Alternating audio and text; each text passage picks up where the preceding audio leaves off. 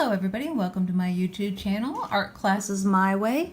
Today's class is brought to us by Melissa Wood, who has asked me to show how to do cabochons in either bracelets, necklaces, or rings. Now, this is not a cabochon. This is just a stone that I have around my house. I've been trying to figure out what to do with it, and well, you know what? Since I am going to make this video, I will use this. I find that especially one of the reasons why I wanted to use this, cabochons tend to be a very traditional shape. They're always the same shape and they're nice and smooth and easy to do. So for all of those of you out there who are wanting to do a odd shaped stone, a stone that you may have found and put in a polisher or anything like that, even though there is a bead hole in it, we won't be using that. But this tutorial is going to show you how to turn a flatter stone into your focal point, which is what these are called, as a focal point. Cabochon could also be called a focal point, what have you. I do believe that this is a bloodstone, I was told. I could be completely wrong about that, and if I am, please let me know, because I love rocks. My husband always made fun of the people who took the rocks for jocks classes in college, and well, darn it, rocks are pretty. I like them. They're cool and interesting. All right, so what are we going to need for this class other than our focal point? And this guy is fairly large. We are going to need a lot of wire. That is going to be key for this wire weaving project, and you are going to need tons of it. We are going to do a necklace, but the techniques that I am showing you, I'll let you know at what point you can change, or you're going to be changing from it being a necklace to a bracelet. But for right now, we are just going to do the beginning parts of this.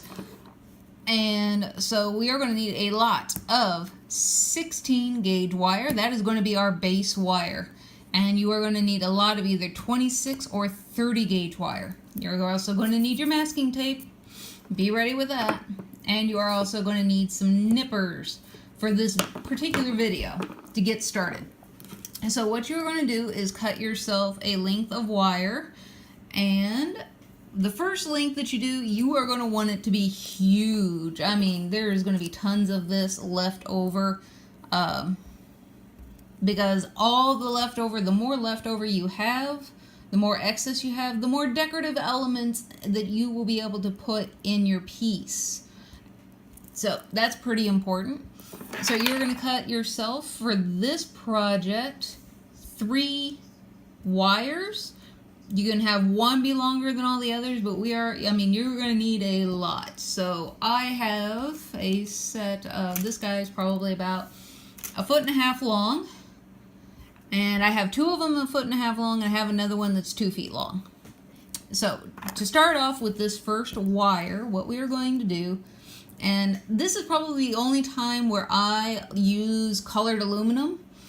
Now this is going to be my wire that's going to show you what to do in this video. This is an aluminum.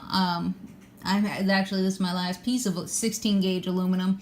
I have a whole bunch of copper to do it with, so it's going to be a lot more difficult than what you're going to be seeing me do in this video, because this is a lot softer metal, and it is perfectly okay to use an aluminum colored copper wire, or whatever color the aluminum happens to be.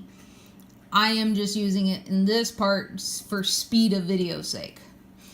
Alright, so what we are going to do is you're going to find the middle of your aluminum wire. So you're going to put your 2 ends together, and you're going to pull down at the other end, and guess what? There's your middle. Pretty much. And now we know where our middle is. Now we know what's going to go in the bottom here. And you're going to just basically start shaping this guy to the shape of whatever piece you are using at the current moment. Now, it's not going to be 100% perfect to start off with, but you are going to want a rough general shape.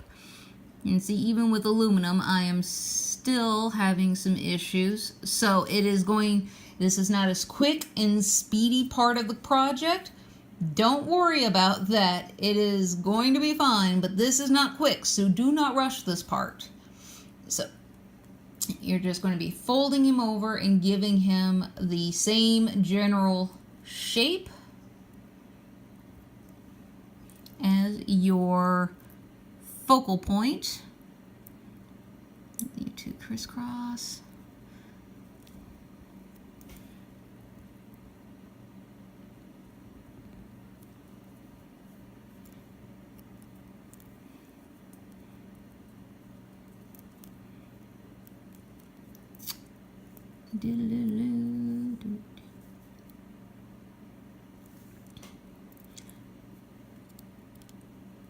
All right, and there you have it. Same general shape, very, very close to being the exact same shape. And I like to put these guys off going in different directions. It makes it easier to keep the ends straight when you do it this way. I find that a lot easier and a lot more helpful. Now the only thing is with aluminum, if you go entirely aluminum with your base wires, make sure that they are completely covered. Because if you do something, nick them somewhere along the road, then you are going to end up with bald spots in your wire. I don't know if I can show this on camera, but where the, well, maybe if I move this paper out of my way.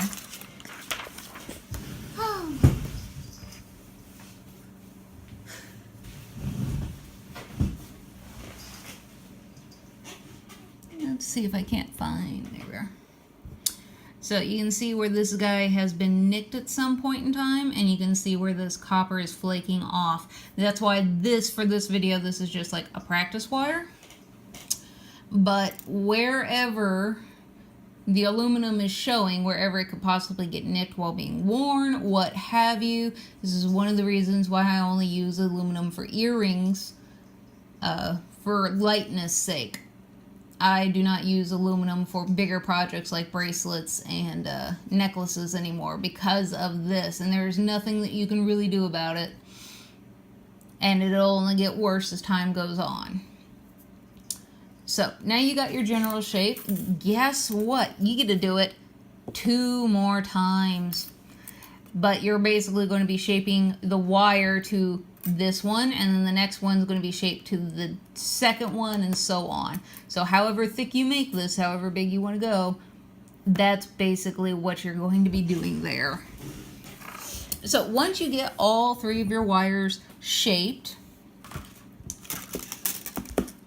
you are going to want to duct tape them together once you're ready. And pretty much you're only going to duct tape one side and worry about weaving just one side at a time. There's no reason to jump ahead and get yourself flustered and frustrated trying to keep track of all these wires and weaving up this way and that way at the same time. Don't do it. Don't frustrate yourself. Life is not as complicated as you're making it out to be. Now for me, my longest wire here is my middle wire. I like making my middle wire normally the longest one. But I got lots and lots of extra wire here for lots and lots of decorative elements as I go along. And if I put my stone in here, oh, it looks like I'm going to have to do a little bit more shaping. Or did I have it the other way around? I don't know. Nope, wrong way. The tape is obviously playing a pretty big factor into this too. But I'm not going to worry about shaping all 3 of these perfectly to this, because we are going to basically be making this like a bezel, or a bezel. And for those of you that don't know what a bezel is, look at your rings. There's a lot of jewelry out there that uses bezels where you have these little tongs that'll come up and hold your stone in place. Best example is anybody's wedding ring. Maybe not so much for men, but a lot of women's rings, they use a bezel, a very elaborate bezel, but a bezel nonetheless to hold the stone in your jewelry piece. So that's basically what we are making. So by the time I get done with this part of the weave for him, for the body of him, this whole thing is going to be covered in copper. I want a nice I mean, you can go, if you go bigger, you can go more decorative and things like that. But to start off with, it's just going to be a 3-prong bezel. And then when I get to the point where I got this all woven up, it'll be in the next video, but just to let you know what's going on ahead of time, I'm going to be shaping him as I go. And whoop, wires are all tangled here. Shaping and shaping and shaping. And then when I get to the point where I'm ready for the next step, I'm going to have him nice and shaped. But he's going to be slightly smaller than this actual piece. But it's going to be shaped to it. And then that's where the next step, one of the most important steps, is going to come into play. So, you can do a variety of different weaves with this. And if you want to even add a 4th wire in there, I don't blame you. Instead of just using 3 base wires. It could even save you a little bit of effort in the long run to put a 4th one in here. But it could also be frustrating at the same time too, so we won't worry about him.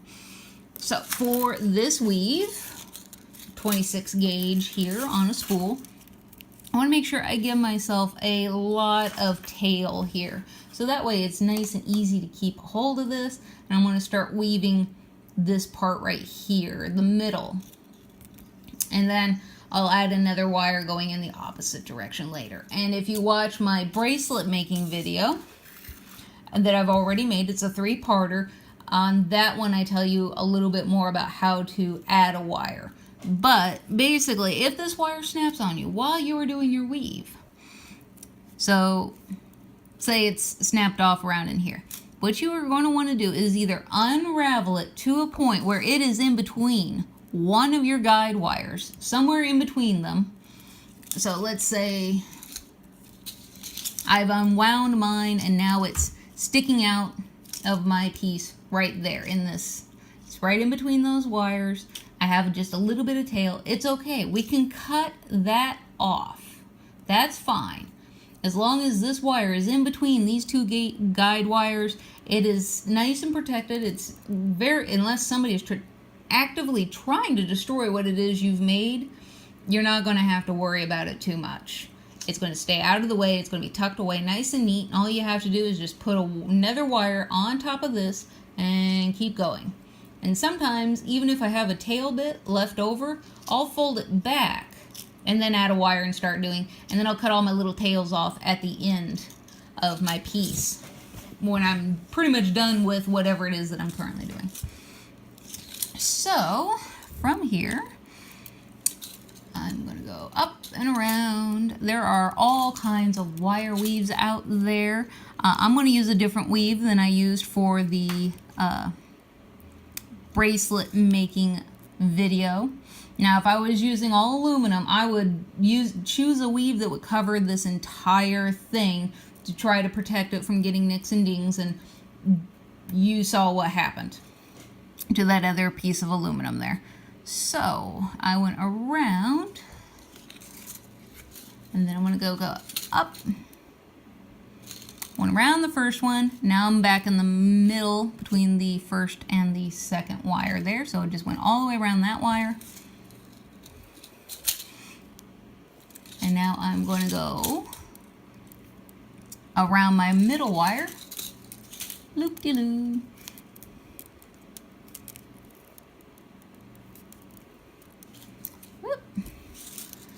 This is, I tell you what, this is really fun to try to do with a camera right in my way here. Oh my, okay. All right, so went around the middle one, and now I am going to go around my third wire here. And I want to make sure it goes right into the middle where I want it. There we are. Perfect.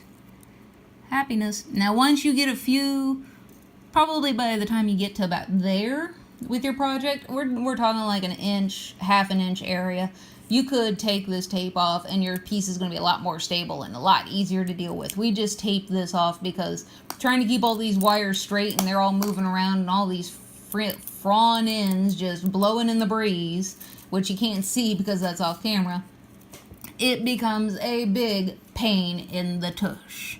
So that's why the tape in the beginning.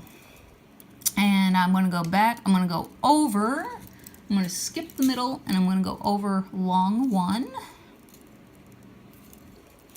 and go around, whee, and go long again. So we're skipping this time to have nice long pieces in there. This piece makes me think very Western. So I'm going to make a very Western pattern going up through here. So I'll probably do 2 shorts here or so. Okay, came around, go all the way around my piece, whoop, around the wires.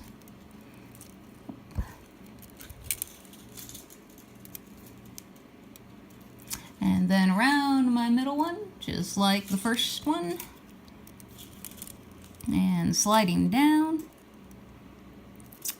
And then go back 1. Like that. And then around. Whee.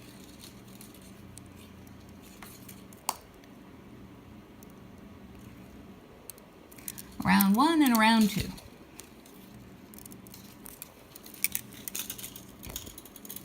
Alright. So, this is the weave I've currently got going. You can pick a multitude of weaves out there. Okay. You can pick a multitude of weaves out there. Right now I'm kind of going for a pyramid, yeah, you know, the zigzag look going up the side here.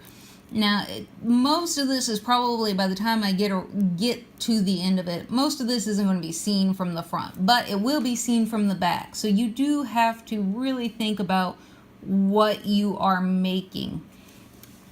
And you can't just, it's not like with cross stitch, which you really aren't supposed to do it in cross stitch either, but I've always viewed cross stitch as, well, you can always hide your mistakes in the back. It looks pretty on the front, and that's all that matters. Nobody's looking at the back. Not entirely true, I know, but with wire weaving, this is not the case. You have to make sure the back looks as good as the front. You can't hide your mistakes back there because pieces do get viewed from behind as well, especially by the purchasers. So I'm going to continue this back and forth all the way up my piece and shaping it to my focal point, but I will stop at the top of my focal point, and that will be where our next video is going to pick up, is right along here. Now, the reason why I am choosing a weave like this is predominantly because I know I tend to weave very tightly. So I am leaving myself a whole bunch of room along this edge, and I might even leave myself a bunch of room along this wire as well, so that way when I go to wrap a 3rd wire or possibly a 4th wire, and I could end up taking one of these really long frongs and turning it into my 4th wire. I'll just wrap it around the piece and come back around. However I end up deciding to do it, I am making sure that I am leaving myself plenty of wire to scoot this guy, scoot it in down in here, and start trying to needle and thread it, pretty much is what I call it, going down in between. Because if you get it really tight like I normally do, you are going to be struggling to get this guy in here. And for that, you might even end up needing a T-shaped needle. I see a lot of people doing that. I do have a needle, or not a needle pointer, a leather hole puncher, and it looks like a really long, just metal spike. I use that to get in here and try to move my wires around, make room for the wire that I currently want to weave with.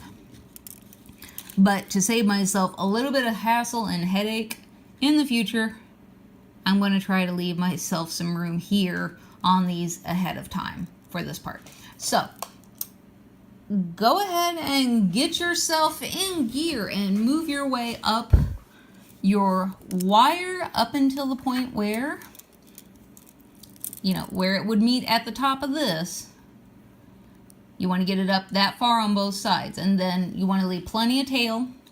And if you have 2 spools of 26 gauge or 30 gauge, whatever wire you're using to weave with, and you want to leave on the spool, and you have a spool on this side and a spool on that side, that is great. That is what I am probably going to end up doing. It's what I end up normally doing.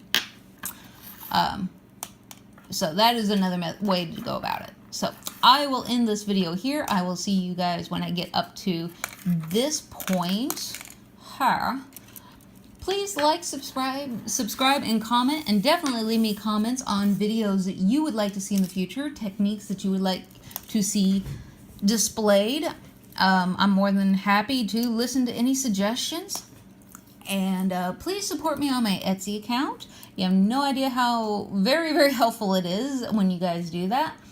My Etsy account is Naughty Dog Studios. You can also visit me on Facebook and see what I'm up to on Facebook at Naughty Dog Jewelry.